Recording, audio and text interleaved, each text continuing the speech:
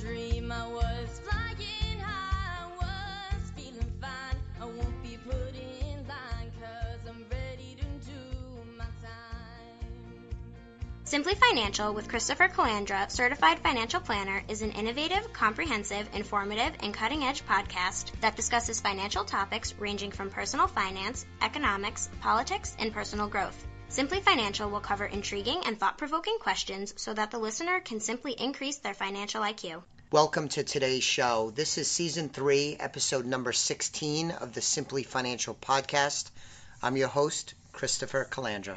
So on today's episode, I have with me Ronni Seifert-Allen. I've known Ronni for, 7 or 8 years now, and for quite a while, I've asked her to come on the show because we've had some really interesting conversations about money and a particular aspect of money that will become more clear as the conversation unfolds. But Ronni is a wife, a mother, a working mom. She is your typical everyday mom who is seemingly everywhere at the same time, doing multiple things every day. So impressive. So Ronni, thanks so much for joining me today. Thanks for having me. So let's just kind of jump in, and we could kind of build towards what I really wanted to talk to you about, because we've covered this, you and I, quite a bit in our conversations over the last couple of years. But if we could kind of go back a little bit to the beginning. You have two essentially college-age children, right? Your son will be heading off to college in September, and your daughter's already in college. So what did you learn about money when you were growing up? Well, I think my parents were very conservative. They're both first-generation Americans, so I think the value of the dollar was put in the forefront to them as you need to save. My grandparents would always give us their pocket change and emphasize saving. So I think growing up, I always knew to save money, basically saved my pennies and then wrapped them. And so I think very conservative, and that was always instilled with me. All right. And Ronni, what kind of household did you grow up in? Would you describe it as a wealthy household, poor, middle class, upper middle class? How would you characterize it? I would say middle class. My parents were both the first generation to go to college, so education was always emphasized. But again, we were very conservative with money. We weren't very spendy about it. All right, good. So what I had wanted to talk to you about, thanks for helping me kind of just tee up the conversation, is, you and your husband, like most Americans, are, I would describe, middle class, upper middle class, two working adults doing their best to raise their kids. Your husband is a small business owner. You've had some entrepreneurial experiences over the last bunch of years, as well as being an employee. But a couple of years ago, you inherited a pretty sizable amount of money. I mean, the purpose of this conversation, Ronni, is not to give out all kinds of nitty-gritty information, but let's just, if it's okay with you, describe it as a pretty sizable amount of money from your dad, who I know you were close with. So you have this tragic loss of a loved one, and there's everything that goes along with that mourning process. But what I wanted to talk to you about, and again, I'm appreciative that you came on because this is personal and in some ways a little sensitive, I think.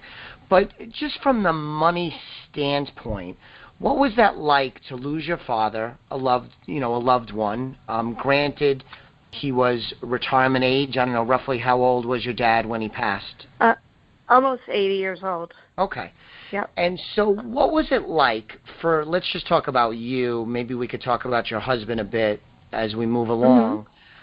But what was it like, given the circumstances, to then have this sizable inheritance for you and your husband and the kids to benefit from? Well, I think, I was very respectful that he had worked very hard for that money and saved that money up all his life so that he could be comfortable, after he stopped working and make his children comfortable. So I think what I've been very thoughtful about the money, I guess, is that Sure. I want to make sure that I use it for things that are not frivolous, like just going out and doing, things for the moment. I'm giving a lot of thought to the process. So my kids' college funds were the first thing that we thought of. We also redid our kitchen, which we had wanted to do for a while, so home improvement, and just being very thoughtful and intentional with the money and not blowing it. Yeah. So can I'm sorry to cut you off. So can I ask you this? No. So in thinking about what to do with this money, was the thoughtfulness, the thinking that Dad would approve, like this is a good use of his money, his legacy, was that part of the decision-making for you and your husband, Tim? Absolutely. What would he have done with the money?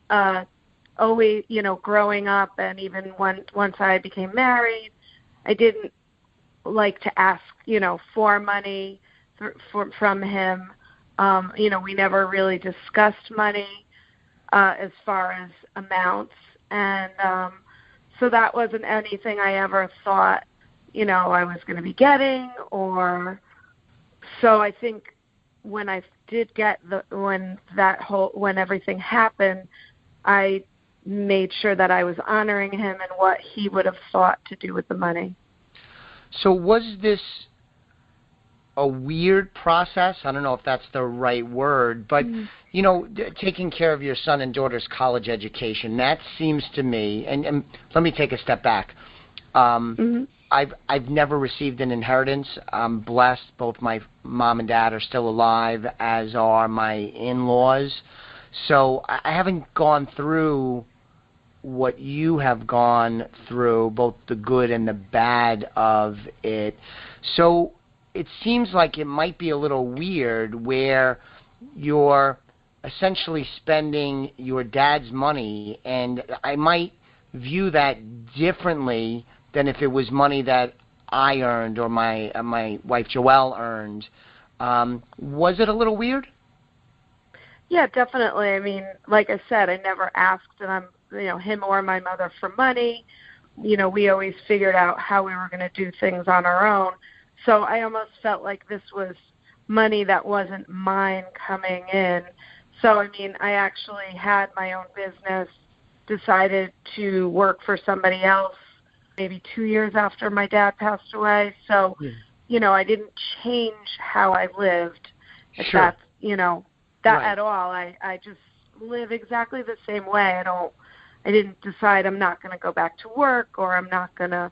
I also want to set a good example for my children so that going forward they understand that you still need to work for your own money, no matter how much you think you have. It could go away and for numerous amount of reasons, for health reasons or something that could happen. So I always try to emphasize that, just because there's a dollar amount doesn't mean it's infinite money. So if somebody was in the shoes you were in, what was it, about 2 years ago, what advice would you give them about the timing of spending an inheritance? Now, listen, I think if it's a very small amount of money, let's just say as an example, you inherit, $5,000 or $10,000, that's a blessing. But I'm talking about if it was a sizable, impactful kind of money. And granted, we're not talking about, you inherit, a nation or anything like that. But if it's a sizable amount of money and you inherit it, would you give any guidance on when is it appropriate to begin to use and deploy that money? Because I think you and Tim decided not to do anything right away. I don't know if that was financially because you weren't sure what you were going to do, or if some of it was just because you were mourning and weren't ready to really deal with tackling how to use that money. Can you give us some thoughts on that and maybe some advice on how long you might want to wait, if at all, before deciding what to do if you inherit money from a loved one? Sure. I think something that I've always been told is wait a year after mourning somebody to do anything that is life-changing. So not even money, but to even, get remarried or start dating or whatever the case may be after a loved one passes away, because I think there's a lot that your self goes through in that year period, and maybe even a little longer for some others. But I feel as if you have to give yourself time for that so you don't do something that you will regret later. And then I think the other advice I would say is take care of, needs that you have, like if you have outstanding bills that you need to take care of.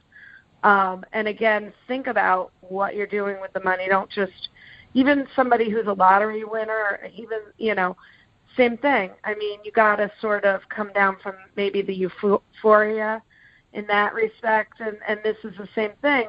You're going through a lot of feelings.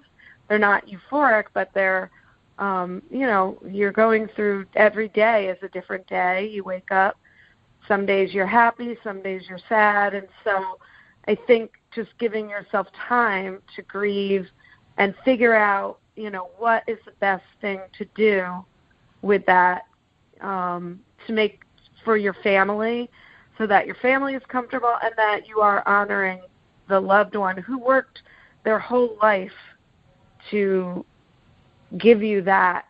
And really, I think that's where their intentions were. And, hopefully I, too, will be intentional so that my kids can benefit as well from my hard work. So that's a great answer. So in terms of your husband, Tim, you guys have been married for a long time. 25 years. 25 years? Seems like a long time.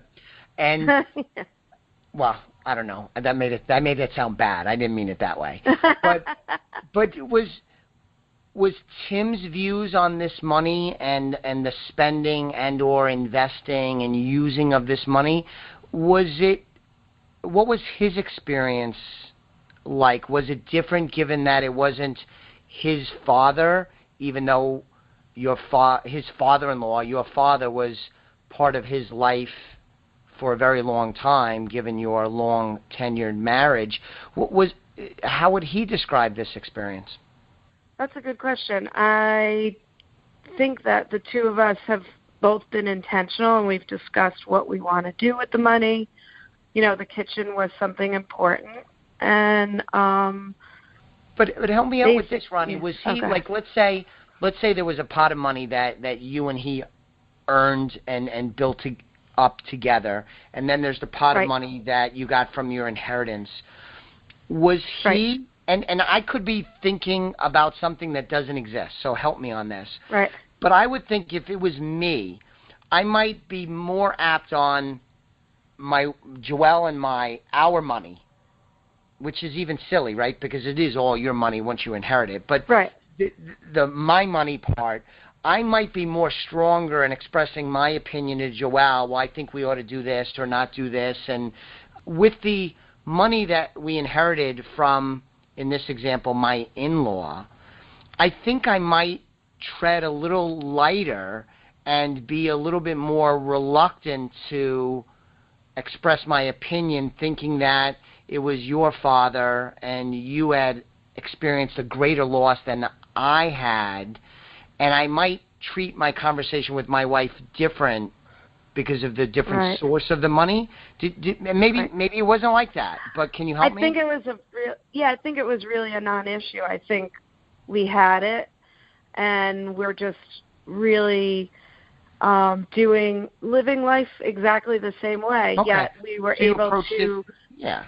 Yeah. You approached I it think like that's a team? the way we approach